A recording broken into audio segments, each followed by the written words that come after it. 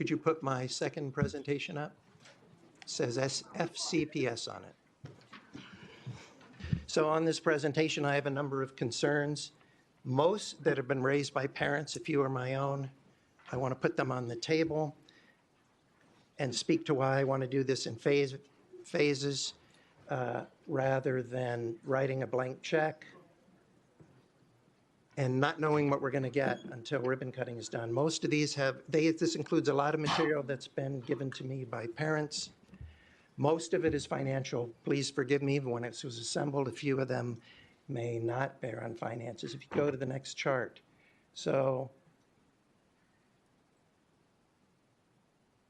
I can be quick. Each of these is a chart or two, but other people have seen. So there's a lot of school issues that parents have brought to me, and I want to walk through them. A lot of it does bear on cost. Next chart. So the school board tells us that they put children first. I believe 7-year-olds, they're not in tune with their sexuality. They're just developing who they are as human beings. They are certainly not in touch with transsexuality. It is inappropriate to put transsexual teachers in front of 7-year-olds. Parents are furious, and they're calling me about this. The school board could have done far better with someone like this than put them as a teacher of 7-year-olds. Next chart. In addition, there are school policies against things like gay pride flags, decorating a classroom, quite a number of things where students have found that those policies were in violation. They were only removed when students contacted us and let us know that they were going on, and we were able to put this bring it to the school board's attention. I've asked a number of parents. The school board has told me, I talked to the vice chair and some others on the school board, they told me they didn't have these complaints. So since then, I've been asking parents when they come to me with things, why they're not taking to the school board, and they said, well, we're dropping our children off, and we don't want the teachers or the principals and the staff mad at us or our child because they're in their care, so they're bringing us to our attention. So I've not written down any of the names of the parents who have brought me these materials. On the right side of the chart is a survey that was put in a class to, I believe it was middle schoolers. It includes questions like, in general, how much do white people benefit from advantages in society that black people do not have? Well, that's in tune with critical race theory questions, and it's very divisive. It is very divisive, and please don't interrupt. I didn't make a single comment while you all made your comments, some of which I didn't agree with. This is a divisive subject, and it does not belong in our classrooms. Next one, question 13 of 16 in the same survey. Do you think greater social acceptance of people who are transgender, people who identify a gender that is different from the sex they were assigned at birth, is very good for society, somewhat good for society, neither good nor bad, somewhat or very bad for society? Don't understand why this subject is in our classroom. These kind of ideological agendas don't belong in our classroom. As has been pointed out, our SRO, our performance measured against standards of learning has not been good. And yet we're spending time on subjects like this. And for the people who are upset, let me tell you something that should embarrass you. Look again at the question in the parenthesis, defining transgender as people who identify as a gender that are different from the sex they were assigned at birth. If that kind of lunacy is what you think should be in our schools, I got news for you. You're not assigned a sex at birth. You were created with X and Y chromosomes,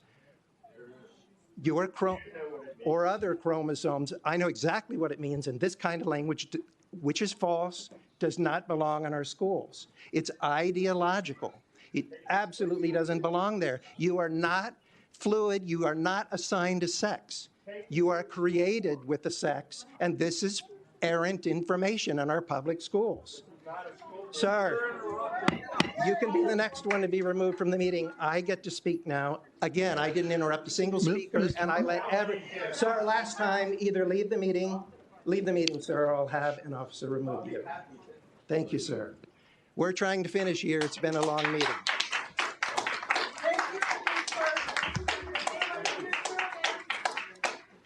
So the deep equity I already talked about at a previous discussion. This was brought into the school system. We were told as a board that students were not taught this. Next slide. Students were taught this. That was false information this board was given. Next slide. Right now, we have locked bathrooms in all our high schools. Children may not go to the bathroom between classes. They're not just told not to. There are barriers there. They cannot do it. My son cannot go to the bathroom between classes. That's outrageous, and there's no reason for it. Instead, what children have to do, they're also not allowed to raise their hand to a teacher and ask to go to the bathroom. Did any of you go to school with those restrictions? I guarantee you did not. They have to apply online on their Chromebook and wait until the administration decides that they can go to the bathroom. At the same time, taxpayer dollars are being spent to have someone set a vice principal. High taxpayer dollars are being spent to have someone sit outside the bathroom. I've heard a couple of people have emailed me, and a couple of people tonight said this is due to overcrowding. What nonsense. Your schools are overcrowded, so you're lessening the time and the numbers that can go to the bathroom. They're restricting it to 5 at a time. I've received other emails, including one from a high school administrator that said, no, the reason is security. My question is, how have we lost control of security that we have to operate our bathrooms in high school like a jail system? It's ridiculous. My son is supposed to hydrate. He trains every day for gymnastics. He cannot do so because his only option is to wait in line to use the bathroom, wait for approval to do so, and he doesn't want to miss instruction time. But that's what we're doing with this policy, reducing our standards of learning scores even more by forcing the bathroom time to go into the classroom time. There are also penalties in what you learn and potentially from your teachers for going to the bathroom too many times. I have to wonder if this is due to new policies that are going on nationwide that I believe we'd adopted here for only positive reinforcement. So you can't punish students anymore in any way whatsoever. You can only give them a reward if they don't cause trouble. Well, we all know what spoiling kids and what that leads to. That does not work in our school system. And here is a price we pay in dollars, as well as the comfort of our children and their ability to learn with this policy. Not happy about this at all. Next chart. And it's not just me with a child in the school. It's many parents that have contacted me about that one. Never heard of being locked out of your own bathrooms before. Next. The school system doesn't like comments like this. So they are locking down their Facebook page so that parents can no longer post their comments, whether they're good or bad.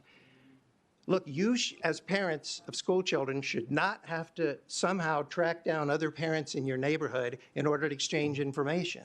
You should be able to post your concerns and let there be a free conversation. Yes, some of it will be negative. We get criticized a lot, and we don't cut people off for criticizing us. That should not be listed either. Now there's new guidance coming from the state that's trying to tell us that the children cannot have cell phones, or at least restricting their use in the school. I understand the concern that they're worried about, and I won't belabor that here. However, many of the problems we found and asked the school board to correct, many of whom Dr. Hummer appreciated and did have corrected about things breaking school policy in the classrooms. Many of them were corrected because students took pictures of them. Parents don't see this stuff going on. Next slide, please. So I think I'm going to skip over this section for the sake of time. This is part of that as well. We had our entire school system shut down for a day, and we were never, as parents, I know, because it involved my child's school. So I got all the alerts. We were never told in the end exactly what it had to do with. Next slide. And this is the final one we got on that one. They said there were 3 reasons. One of them was a social media post that wasn't in Virginia, and it did involve Virginia schools. One of them was a potential threat someone worried about that was not credible. And so neither of those were reasons to shut down our entire school system for a day. The most uncertain one is the one on top.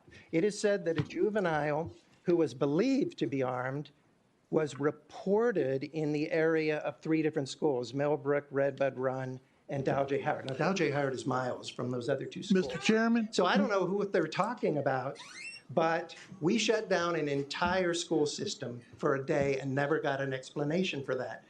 That's another lack of transparency. Next slide. Mr. Chairman, call for question. I understand. I haven't finished my comment. I Sir, get to speak just as you did. Mr. Chairman, I'm calling for question. I'm calling for the vote on the motion. I believe everyone gets one chance to speak. This is my one chance on this motion. You've spoken a lot. Next slide, please. I'm nearly done. You can skip this one. This is on how we can't reach our kids at school. Recently, the school board voted to hire the daughter of the school board chairman to fill a newly defined, highly paid administrative position. This violated Virginia law in at least 2 ways. The vote was not conducted properly, where the chairman with a direct conflict of interest voted, and state law was not followed. The school system was supposed to, in writing, notify the school board members that they were voting on a family member of the chairman to take a highly paid administrative position. This was not done.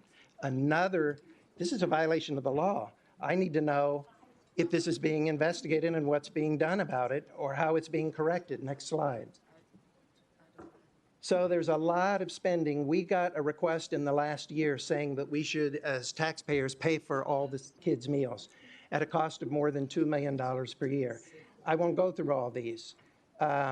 We also have proposals on the table today with no realignment of children to underfilled schools as part of the solution in order to reduce the cost. We're just going to spend money and expand the schools and leave the other schools underpopulated. Next slide. The school system, we're the only county in Virginia that made this error. The federal government provided funds to Virginia to help some needy people pay for their school lunches. We were told as a county that we're supposed to provide a list of students that had too little money and who needed this. Instead, our school system sent a list of every single person in the school system. And the Virginia Department of Education didn't catch that the entire school population was declared by our administration to be needy. This is costing Virginia $2 million. I know it's at least $1 million.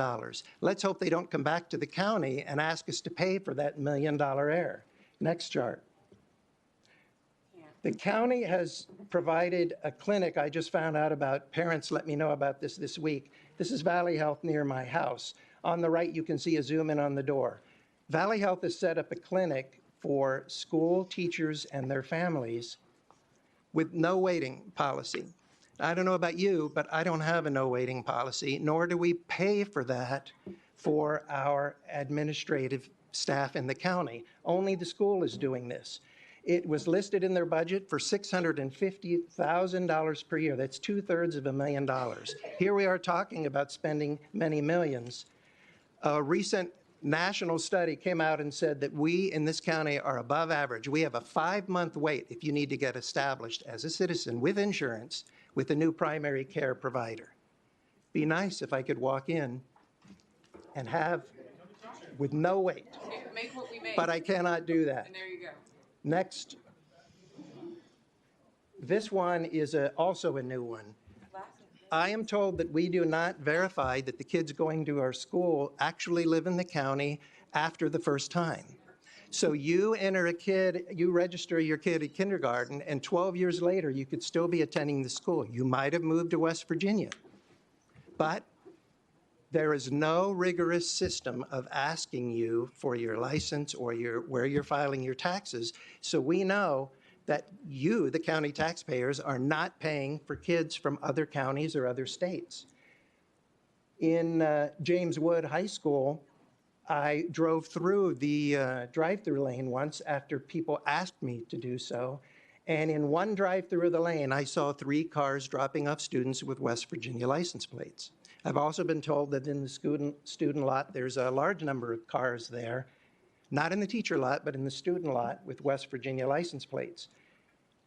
If I take the numbers from what I saw in just a momentary look at James Wood High School and I extrapolate that, I end up with hundreds of potential students from out of state or out of county attending our schools. How about different? This is not the number that I was giving from the school administration. 105 kids for each number of those who we don't know are coming here from out of county is about $1 million per year and what we have to pay. And it's more money from our state government as well that they pay. County, the other lives in West Virginia. This school system, well, West Virginia was dealt with because it's obvious on the plate. If you see a Virginia plate, they might also be from out of our county and not paying taxes toward our county.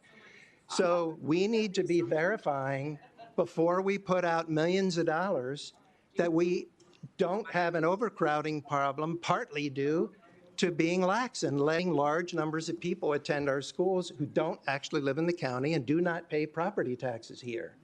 That is something, there are high incentives to come to this school system. If you live in West Virginia because you don't have a property tax, to go to their public school, there are no waivers like there are here for vaccines. So how many people are living there but have decided when that happened after COVID that they want to put their kids here? They can do that. Next chart. So last chart. I am very worried about the potential for tax increases. In 7 weeks, we're going to get a report from the Commissioner of the Revenue on our second largest income source and our most variable income source. I wanted to wait until that time to make this decision so we know what dollars are coming in. And if there are supervisors telling you that we have plenty of money and we don't need to raise taxes, they are in general the 3 supervisors to my right who lobbied our 2 delegates and our state senator to override our governor and enable us to institute an up to $20 million sales tax in the county. So if you think there's no need for more funds, why are you lobbying to raise our taxes? I didn't do that. So if you're talking about 3, you can eliminate me out of that. Very good. Then there's a mystery supervisor because the other 2 did tell me they had lobbied and that they had 3. And so did our delegates. Mr. Chairman, call for the question, please. We've got a We motion are on in the a floor. rush to spend money before we even know what we have. And I have great concerns about the school system. 20 years. We would know a lot more in 7 weeks. Those are my concerns and the concerns of parents. Not happy at all with a lot of the policies that are being pursued in the county. And so I will not vote at this time to commit money that I don't even know we have. Those are my comments. Now we move to the vote. This is a vote on, as stated, unchanged despite multiple amendments, as printed so the public can see in our agenda, amendment to the 2024-25 fiscal year budget to spend on 3 schools on the order of $180 million. The exact figures are printed, and to commit to that now. That's the motion. Supervisor Liero. Why? Supervisor Lockridge. For said reasons and the blank check, no. Vice Chair. Aye. Supervisor Wells. Aye. Supervisor Dunn. Aye. Supervisor Jewell. Aye. The chair votes no.